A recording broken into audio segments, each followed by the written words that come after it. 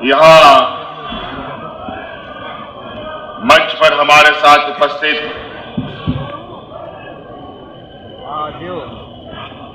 जय भारत पार्टी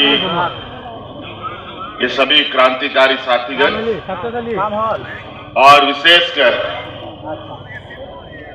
इस जय भारत पार्टी को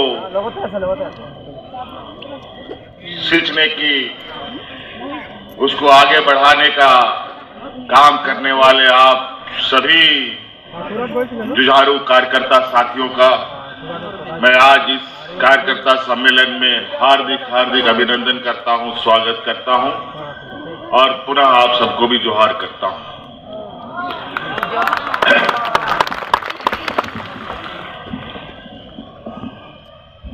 समय थोड़ा कम है। आज बहुत लंबा सफर करने के बाद आपके इस बीच में मुझे आने का मौका मिला। कई दिनों से और अलग अलग समय पर आपके वरिष्ठ नेताओं ने हमसे संपर्क किया था। असम राज्य में हो रहे यहाँ के गरीब, गुरबा, किसान, आदिवासी, दलित, पिछड़ों के ऊपर, अल्पसंख्यकों के ऊपर हो रहे अत्याचारों को लेकर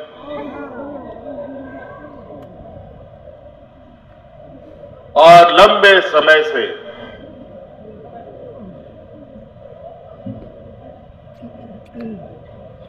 आप लोगों का यह संघर्ष भी चला आ रहा है। कई राजनीतिक उतार चढ़ाव,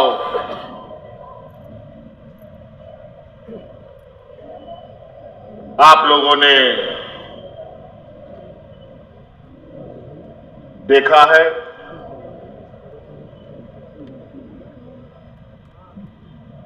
हजारों वर्षों से आप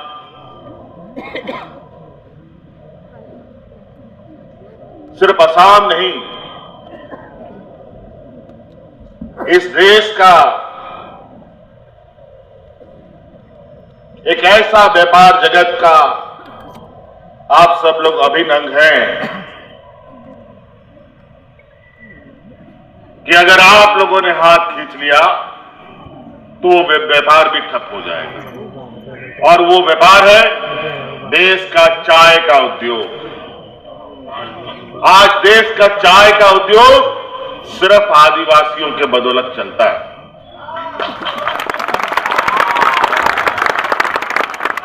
और बदले में इस उद्योग को चलाने वालों, जो हमारे मूल रूप से आदिवासी भाई हैं, बहनें हैं, माताएं हैं, बुजुर्ग हैं, उनको क्या मिला, क्या मिलता है, ये किसी से छुपा नहीं है। कई और कारण भी है, कई ढेर सारे विषय हैं। आज आप लोगों के अधिकार की लड़ाई लड़ते लड़ते आपके समक्ष प्रदीप नाग जी ने अपना प्राण त्याग दिया। इसी तरीके के हमारे झारखंड में भी हक, अधिकार, जल, जंगल, जमीन और अपनी पहचान की लड़ाई के लिए एक नहीं, दो नहीं, 40, 45, 50 साल तक संघर्ष हुआ। संघर्ष करते करते थक गए, लेकिन कुछ हुआ नहीं। अंत में हम लोगों के अग्रणी नेताओं ने, जैसे आदरणीय विश्वगुरु शिबू सोरेन जी ने और अनगिनत हमारे वरीय क्रांतिकारी नेताओं ने ये निर्णय लिया कि अब हम लोग अपना अलग राज बनाएंगे। लेकिन ये संकल्प बहुत बड़ा संकल्प था। जब इसका बिगुल फूंका गया था हमारे धनबाद जिले से, जिसको कोयला नगरी भी बोलते हैं, जिसमें कई बड़े बड़े सिनेमा भी बने, वहां से यह घोषणा हुआ कि अलग राज हम लोग अपना बनाएंगे। तो हमारे नेताओं ने संकल्प लिया, कार्यकर्ताओं ने संकल्प लिया। उन्हीं में से हमारे क्रांतिकारी नेता शक्तिनाथ महतो जी थे। उन्होंने कहा ये लड़ाई छोटा नहीं है, ये लड़ाई बहुत लंबा चलेगा। इसके लिए अगर आप लोग तैयार हैं तो हम लोग भी नेतृत्व करने के लिए तैयार हैं। और उन्होंने ये कहा भी था, इस लड़ाई में जो पहली पंक्ति का लोग खड़ा है वो सब मारा जाएगा, और जो दूसरा पंक्ति का लोग है वो सब जेल जाएगा। तब जाकर क्या तीसरा पीढ़ी इस राज को सजाएगा और संवारेगा। ठीक वही घटनाक्रम हुआ। अनेकों झारखंड मुक्ति मोर्चा के सिपाही आंदोलन में मारे गए। ना जाने कितने महिलाओं का मांग का सिंदूर उजड़ गया, ना जाने कितना बच्चा अनाथ हो गया। कई लोग जेल का कोर्ट कचहरी आज तक झेल रहे हैं, लेकिन लड़ाई से पीछे नहीं हटा। तब जाकर के ये राज हमें मिला। लेकिन बड़ा दुर्भाग्य की बात, हम लोग उस समाज से आते हैं जहां हमारे समाज के अंदर कई सारी समस्याएं, सामाजिक रूप से कमजोर, आर्थिक रूप से कमजोर, बौद्धिक रूप से कमजोर, और लड़ाई ऐसे लोगों के साथ है जो सभी चीजों से सुखी संपन्न है, बुद्धि से भी बड़ा है, आर्थिक रूप से भी मजबूत है, सामाजिक रूप से भी मजबूत है।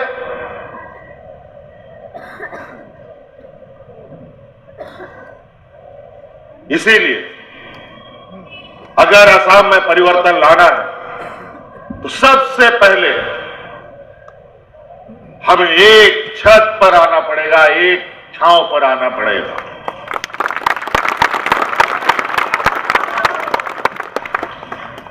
नहीं तो ये लड़ाई और आज का लड़ाई थोड़ा अलग तरीके का लड़ाई है। पहले हम लोग के झारखंड में नारा होता था, कैसे लेंगे झारखंड, लड़के लेंगे झारखंड। लेकिन अब बुद्धि का लड़ाई चलता है, दिमाग का लड़ाई चलता है। सही और गलत और अपने इर्द गिर्द होने वाले गतिविधियों को और उससे नुकसान को पहचानना होगा। आज अगर आप लोग तैयार हैं तो मैं आपको बताना चाहूंगा कि हम लोग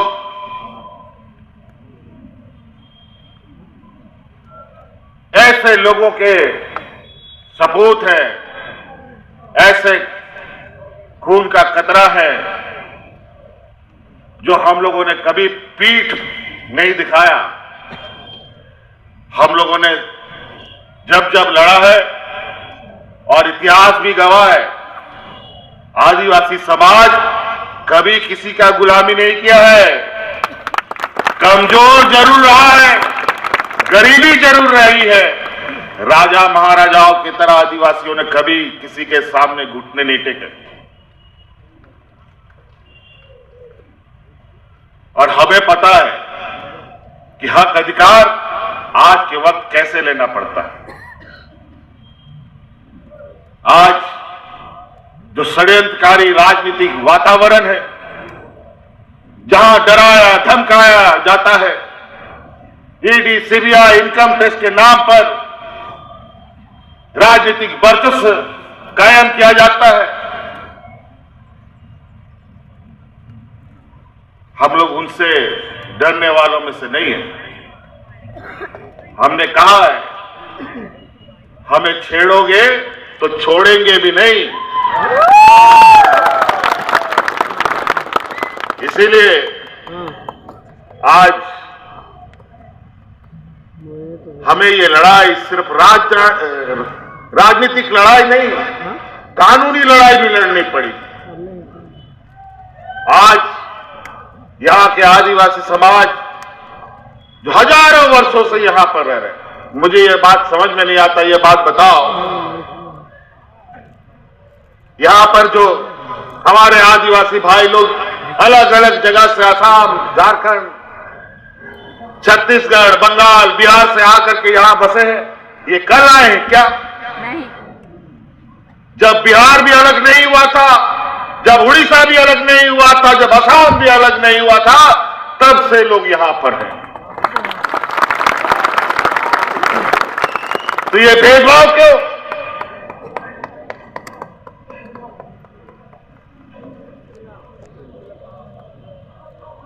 बहुत सारी बातें, अगर हम बातों को शुरू करेंगे तो बहुत लंबा होगा, लेकिन लड़ाई अभी सामने है।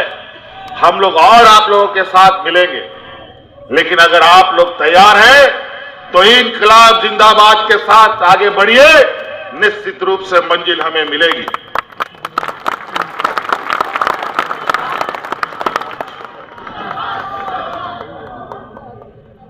बहुत विचार हमने किया, हमारे कई साथियों ने कहा असम में एक बहुत बड़ा धड़ा, बहुत सारे यातनाओं से गुजर रहा है। अलग अलग समय काल में अलग अलग तरीके से आप लोगों का राजनीतिक उपयोग हुआ,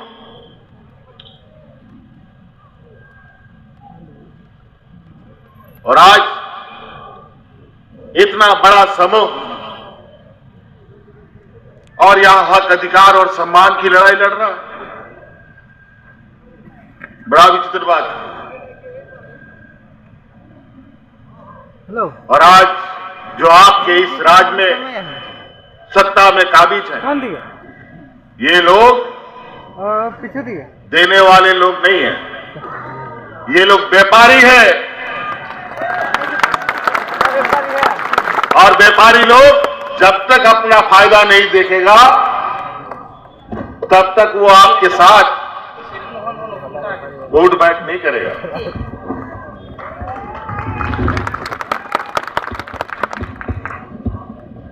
इसीलिए ये लोग पहले लेंगे, व्यापार करेंगे, अपना फायदा करेंगे,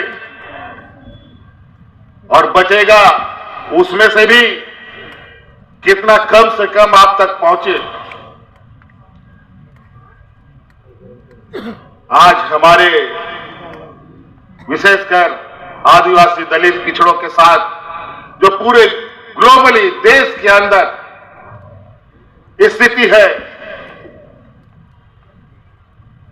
बड़ी चालाकी से हमारे हक अधिकारों को ये अपने घर में ले जाते हैं, और बड़ा योजनाबद्ध तरीके से हमें सामाजिक रूप से, आर्थिक रूप से, बौद्धिक रूप से कमजोर करने का प्रयास होता है। अगर आर्थिक रूप से, सामाजिक रूप से अगर आप बीडीओ बन गए, सीईओ बन गए, कलेक्टर बन गए, डॉक्टर बन गए, तो क्या चाय बागान में कोई काम करेगा? तो इन लोग का चाय बागान कौन चलाएगा? तो इनको चाहिए मजदूर, पहले भी हम बोला, दिल्ली, मुंबई, गुजरात को विकास करना है, वहां बिल्डिंग बनानी है, सड़क बनाना है, पुल बनाना है, तो वहां मजदूरी के खटेगा। यही आदिवासी, दलित, पिछड़ा, अल्पसंख्यक लोग खटेगा।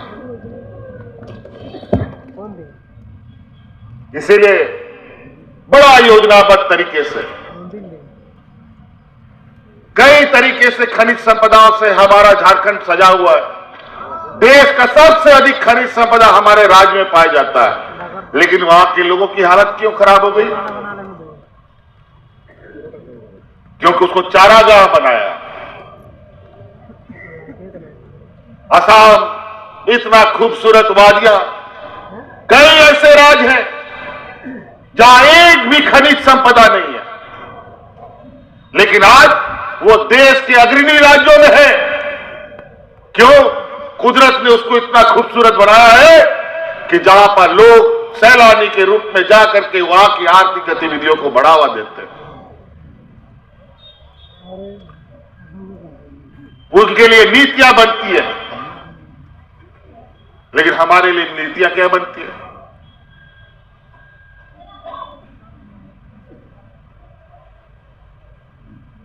आज कहीं ना कहीं नीति बनाने के वक्त हम लोग सिर्फ उनका एक कहा जाए ऐसे वस्तुओं के संज्ञान में आते हैं जहां हमारा कोई महत्व नहीं है, लेकिन अब यह महत्व जनाने का समय आ गया है। इस लोकतंत्र में कई सारी चीजें हैं, लेकिन इसमें चुनाव एक ऐसा माध्यम है जहां 5 साल में आपको एक बार वो मौका मिलता है अपना वोट देने का। अब अलग अलग हो गया है, पंचायत का भी चुनाव होता है, जिला परिषद का भी चुनाव होता है, नगर का भी चुनाव होता है, तो अलग अलग समय में आपको एक बार वो मौका मिलता है। लोकसभा, विधानसभा के अंदर 5 साल में एक बार आपको अपने मतों का प्रयोग करने का मौका मिलता है। अगर वो मत सही जगह चला गया तो उसका परिणाम भी सही होता है, और गलत जगह जाता है तो 5 साल आंसू बहता है, पहुंचने वाला कोई नहीं होता। और एक वोट से आदमी कुर्सी में बैठ भी जाता है और एक वोट से कुर्सी से हट भी जाता है, और वो वोट किसके अंगुली में है कोई नहीं बता सकता। आप ही के बीच से अगर किसी ने वोट नहीं दिया तो पता चला कि वो कुर्सी से हट गया। हो सकता है कि आप में से सभी ऐसे लोगों ने सब ने वोट किया तो आदमी कुर्सी में बैठ गया। तो एक वोट का बहुत बड़ा महत्व है। 1 लाख वोट का कम, 1 लाख वोट तो बाद में आएगा। एक वोट से ही आदमी का निर्णय हो जाता है। इसलिए राजनीतिक लड़ाई बड़ा चतुराई की लड़ाई हो गया है आज के दिन। हम लोग की आंख के नीचे से ये लोग अपना सारा खेला खेल लेता है, और आज के दिन में तो चुनाव आयोग, अलग अलग संस्थाएं मानो उनके जेब में हो। और तो और अभी एक नया समस्या देख लीजिए, अभी पता नहीं तीसरा विश्व युद्ध की ओर दुनिया ना जा रहा हो, खाड़ी देशों में उथल पुथल हुआ पड़ा है, और महंगाई कम करने के नाम पर ये लोग देश में आए थे। महंगाई तो कम किया नहीं और अब कम होने वाला भी नहीं। अभी तो गैस सिलेंडर का ही दाम बढ़ा है। कल दाल, चावल, आटा, कपड़ा, लत्ता, साबुन सब चीज का दाम बढ़ेगा। और अमीर लोगों को क्या फर्क पड़ता है? फर्क पड़ेगा आपको, फर्क पड़ेगा हम लोगों को, हमारे परिवारों को।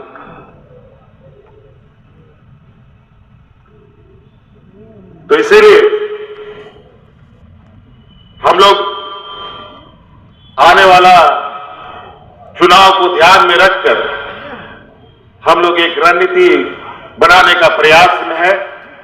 हमारे और आपके कई नेताओं का परस्पर संपर्क लगा हुआ है और इस बार ऐसा प्रयास होगा कि मौजूदा सत्ता को भी यह समझ में आ जाए कि राजनीतिक सिर्फ उन्हीं को नहीं आता है।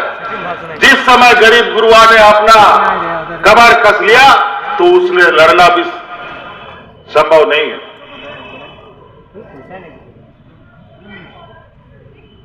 आपके पास खोने को कुछ नहीं है, उसके पास खोने के लिए सब कुछ है और आपको सिर्फ पाना है और पाने के लिए आगे बढ़ना पड़ेगा।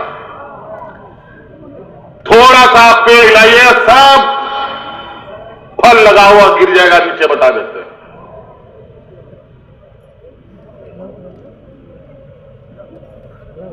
आप लोगों के खून पसीने का गाड़ी कमाए ये लोग अपना घर चला रहे हैं। बहुत सारी चीजों पर हम आपसे चर्चा करेंगे। हम लोगों का चिंतन भी बहुत तेजी से आगे बढ़ रहा है। अगर आप लोग की एकजुटता और हमारे यहां के आदिवासी भाई बहनों की एकजुटता अगर एक प्लेटफॉर्म पर हम लोग रहे तो निश्चित रूप से बड़े बदलाव होंगे और आने वाला समय में हम लोग यहाँ के यहाँ का आदिवासियों का दर्जा आपको कैसे मिलेगा, इसका भी रास्ता अपने आप खुलेगा